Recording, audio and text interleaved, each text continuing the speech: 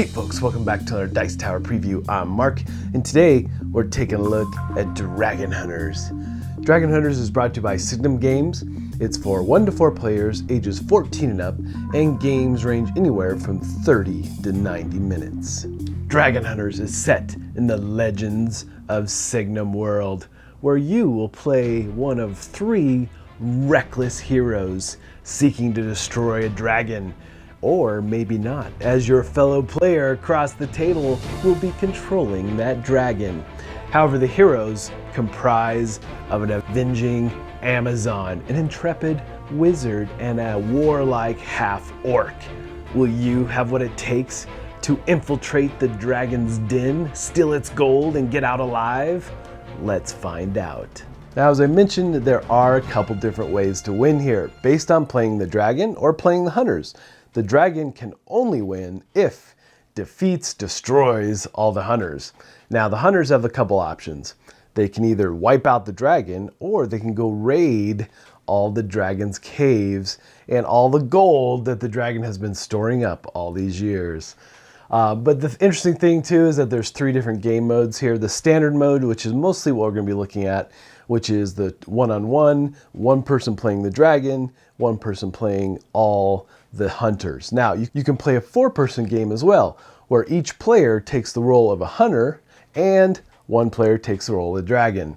And then there is a single player mode, which is pretty interesting. It actually incorporates an event deck to change and affect the outcome of different things happening out on the field of battle.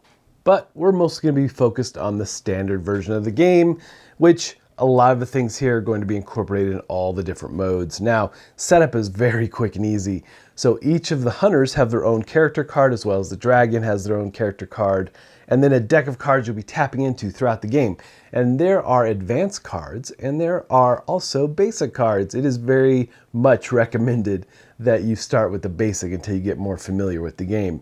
Now, you're going to be setting up these different dragon caves or caches on the board. And there are measuring tools here to determine distance and things. And you're going to make sure that all 6 of these caves are separated by at least a long measurement. And then you're going to put 10 gold on each of those. And then the hunters get to choose whichever side of the board they want to start. They have to start on the furthest edge, and then the dragon picks the opposite edge, and then you're ready to begin and battle it out. Now, at the start of the game, the hunters are always going to go first. And what this means also is that they have these stealth tokens on their cards. And you may get stealth tokens throughout the game, but the start, you definitely have them, and the dragon cannot attack or do anything until you actually make some real actions on the board. Moving around isn't going to do it, but raiding one of the caves will definitely remove a stealth token, along with things like using your special abilities, entering into melee combat, things of that nature. Now, before we look at the basics of a turn, let's take a look at the different character cards and your battle cards. Now, the character cards have some things worth of note. You have a special ability in the top right that you will be tapping into throughout the game, a little bit of flavor text, and then relics. Relics are going to be items that you find within your deck to enhance your characters. Things like armor and weapons, and even some treasure built into it. So different things can really aid you in your quest during this battle game.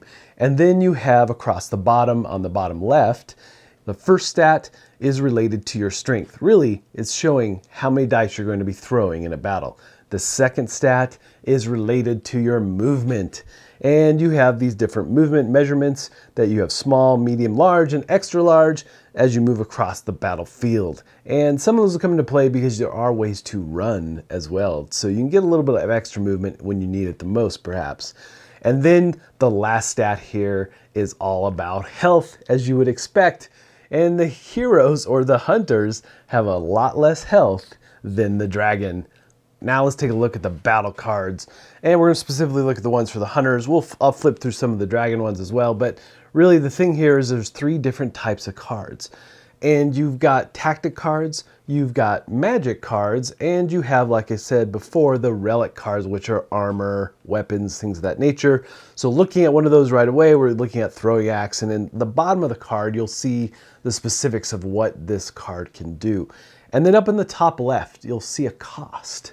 And the way these cards are played from your hand is that you have to pay gold in order to do so. So getting the gold from the dragon's caves is super important, and you'll be doing that immediately so you can get some of these cards out. Then you have tactic cards, and tactic cards don't always activate right away, but it's up to you as the player to determine when that might happen based on the text on the card. And then you have spells. Spells are generally activated immediately. In this case, we have Arrows of Wrath. So spells can be super powerful, and you'll want to use them frequently throughout the course of this game. And again, the dragon character card and all its battle deck are very much like how the hunters work. So you're going to be doing the same kind of things. You're going to be playing cards. You're going to pay the cost on the cards. And both sets, the hunters and the dragon, have ways to summon help across the board, specifically the dragon, really, for the dragon whelps. So the board can become quickly populated with enemies for the hunters to deal with, and it can really change the balance of the game pretty quickly. So yes, gold is a huge resource in this game. And again, for the hunters, the main way, really the way to get gold for them, is to raid those dragon caves and gather as much gold as possible so you can activate your battle cards. Now, for the dragon, it has this kind of ramp up ability. For every wound the dragon receives, they receive a gold, almost giving the dragon this enraged ability where the more damage they take, the more powerful they become. So there are a few basic things you're going to be doing on your turn, and you can do these in any order that you so choose. Playing cards from your hand, activating them, paying the cost, and so forth. Or you can actually discard a card from your hand and gain 2 gold. So it's another way to get gold, but you know, those cards are super valuable. You do that as a last resort for sure. And one of the main things obviously you're going to be doing on your turn is activating your hunters or your dragon based on what you're playing, moving them across the battlefield, measuring that out, and entering into combat. Melee combat, ranged combat. Yes, there's ranged combat, and line of sight is key, just like any good war game. And for the hunters, they're going to also be infiltrating those dragon caves. And anytime you enter into combat or you enter one of these caves, you have to be touching, the base of your character has to be touching either the enemy you're going into combat with or the cave you're going to enter. Now, to get the gold from the cave, you're going to be rolling a die. You're going to be grabbing just a single die, and if you get the bullseye, you get 2 gold. If you get an axe, then you get 3 gold, and if you get the shield icon, then you're going to get 4.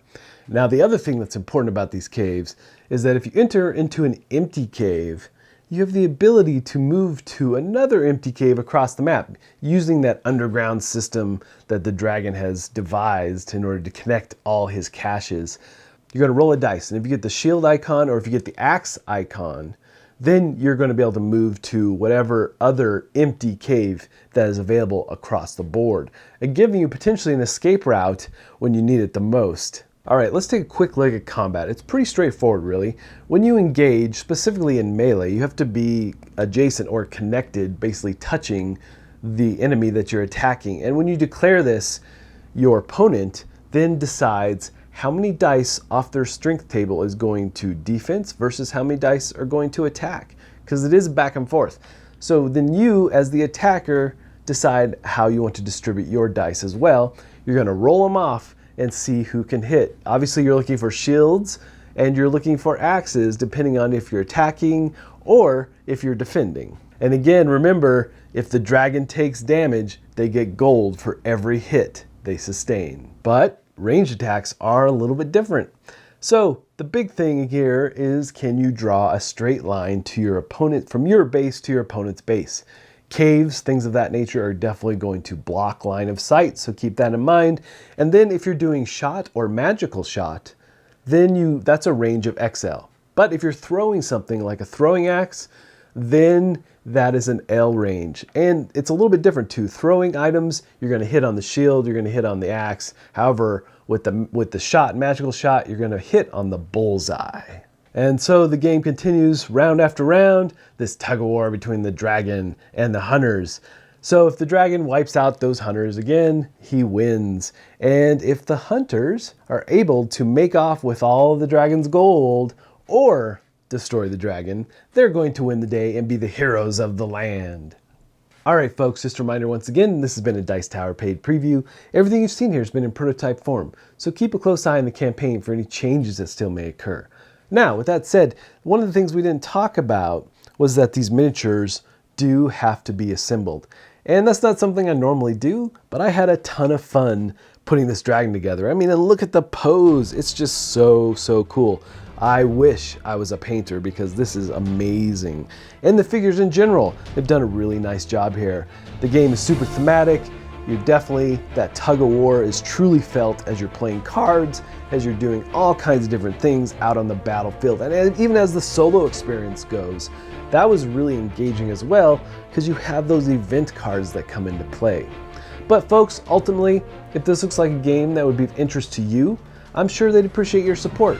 So I think that's it from me, and until next time, we'll see you at the table. Thanks so much for watching another Dice Tower video. If you enjoy our videos, subscribe to the channel for more fun, comprehensive board game coverage. Also, consider joining us at one of our events. Come to Dice Tower Retreat, a small, intimate gathering where gaming is king. Join us for Dice Tower Cruise, the largest board game cruise. Attend Dice Tower West in Las Vegas for gaming fun on the West Coast, or Dice Tower East in Orlando, in sunny Florida. Dice Tower Conventions, the friendliest gaming conventions on Earth. I'm Eric Summerer, and you've been watching The Dice Tower.